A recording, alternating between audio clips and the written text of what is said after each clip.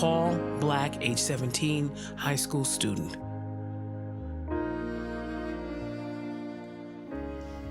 I will not give in to fear. Just won't give in to it.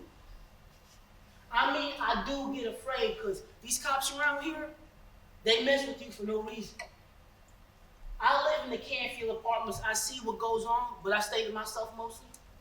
Or when I do go somewhere, I go to visit friends in Normandy, St. Louis. Some of my friends are white. And they are my friends, just like the black ones are. I got one more year, gonna go to college, Berkeley, California. I wanna study art history. I can't paint, so I figure I study how the way it's done. I watch my friends in school, the way they paint, the way their arms and wrists move, it's like liquid. Their arms and wrists are liquid. Like the movements, the actual movements. It's like the paint itself. My painting, pathetic. So I'll study the history, which I love doing. I love knowing how things came to be. I'm not big into basketball. I can play ball, I just don't care for it. I go to McClure High, study art history at Flow Valley. A lot of us are college bound. Not all of us are into getting high and stuff like that. Not all black dudes are like that. It's common sense. There's good people, there's bad people. I can talk to my friends about it, both black and white. I didn't know Michael Brown or Mike as they call him. I see him around and say, hey, that's about it. Like I said, I live in the Canfield apartments like Michael Brown did. You know, when you look at low-income housing like Canfield or a housing project, it looks just like a prison. It does. And it feels like one too. There's a feeling it's defeated. It feels defeated. And when I come home from school or come from hanging somewhere, I hate going back there. I hate it. I mean, there are good people that live there. Good, hard-working people who don't have money. The working poor. There are good, hard-working black people like my parents who want the best for me, do the best they can. I love them for it, and they know I want to leave, and they encourage me to do so. But there were and are people that start trouble. Police don't tell the difference between the two. I know that from personal experience. This one day didn't take the bus home. Friend's father gave me a ride home from school, and I was carrying books, art books, Elizabeth Catlett, Leonardo da Vinci, Romare Bearden. And this policeman comes up, white policeman comes up. And I was scared. I was so scared. I thought I was going to wet myself. I actually thought I was going to wet myself. He came up smiling, laughing almost, chewing gum. And he said, where'd you get them books from, boy? And I said, school. I got the books from school. And he said, now how do I know you didn't steal them books? And I said, sir, I'm not a thief, but if I were, do you really think I would risk my life and or jail over a book? A book about Leonardo da Vinci. And he stood there and he fidgeted. I could tell he felt stupid, real stupid. We just stood there staring at each other. I was so scared, I did not know what he was going to do. Finally, he drove off. Some dudes were hanging around, they saw what happened. They said, yo, Paul, you told that cracker cop off real good. You all right, nigga, man? That may be cool with some people.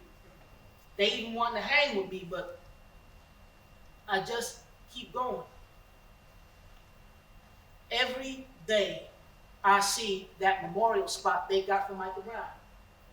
Every day I see it, and I think, that could have been my blood flowing down the street. That could have been me. And I think I got one more year to get out. Just one more year. Please, God, let me get out. Please, God, do not let that happen to me.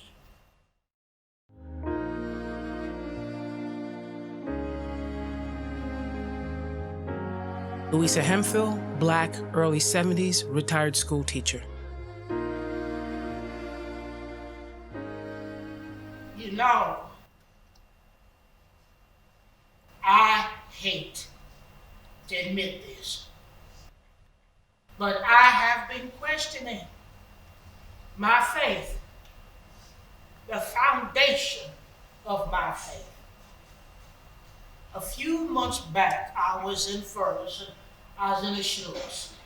I heard a voice, woman's voice say, I can forgive Darren Wilson. God has forgiven him. I hope he has forgiven himself. I ran from my aisle to the next aisle, saw the current Mrs. Michael Brown and Michael Brown Sr. talking to a man I knew to be a protester. The man just stood there with his mouth open. I did too. And Mrs. Brown said, I did not give birth to Michael, but he is still my son. I would say the same thing of my natural children. And Michael Brown Sr. said, I ain't there yet. I don't know. 1 minute I'm mad at Mike. The next minute I'm mad at Darren Wilson. I don't know. I got work to do. Now, I almost went over there and said something, but I could see they wanted to go on with their shopping. Folks kept coming up to them. They wanted peace. I have always considered myself to be a God-fearing woman, but that young girl, Mrs. Brown, has got more God in her than I ever had. I had to search myself on this. I still have to search myself on this. At church today, I thought, Michael, you were so close to becoming someone, Michael. You are not a nigger, Michael. Why would you put yourself between a white man and a gun? You could have gotten past, gone up to Chicago, gone east to New York. You could have gotten past the river. Why didn't you let yourself get past the river? And the other young man, Darren Wilson, I thought, did you have to shoot him? Did you really have to shoot him? And if so, why? So many times the hatred I had for that boy, Darren Wilson.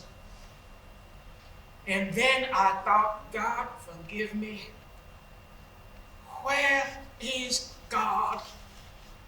Why, God, did you allow this to happen? Where were you? I'm an educator. I come from a family of educators. My mother, my father, my sister's a retired math teacher. I'm a retired English teacher. I think of the values we teach our children, the society we've created, family values. What kind of family did Darren Wilson come from? What was his background? How was he made to feel about himself? Was he also afraid? He's not much older than Michael. Did he just fire and not think? And now does he? Does he think about it? Does it play over and over in his mind and soul? And if he does not care, what created his hardness? Who created his hardness? What is his legacy? And I think of Michael Brown and myself, what we were taught, our legacy. My God, the things we're taught, the things we remember, the things we can't help knowing in our bones.